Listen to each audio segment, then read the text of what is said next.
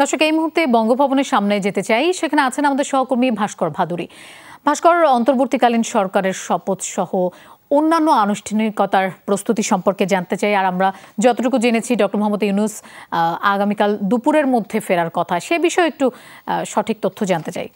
লোপা, শান্তিতে নোবেল বিজয়ী অর্থনীতিবিদ ডক্টর মোহাম্মদ ইউনূসকে প্রধান করে কিন্তু অন্তর্বর্তীকালীন সরকার যে গঠন করা হচ্ছে সে বিষয়ে কিন্তু গতকাল রাতে সিদ্ধান্ত হয়ে গেছে।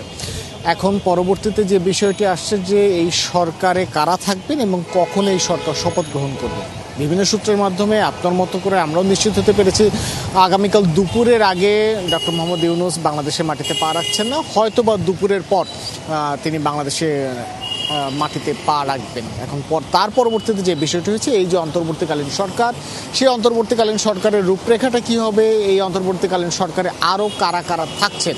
গতকাল রাতে ছাত্রদের সাথে যে বৈঠক, তিন বাহিনীর প্রধান এবং মহামান্য রাষ্ট্রপতি, সেই বৈঠকের পরে ছাত্ররা কিন্তু জানিয়েছেন যে এ বিষয়ে তারা তাদের যে নিজেদের রূপরেখা, সেই রূপরেখাটি আজকের মধ্যেই তারা সকলকে জানিয়ে দেবেন।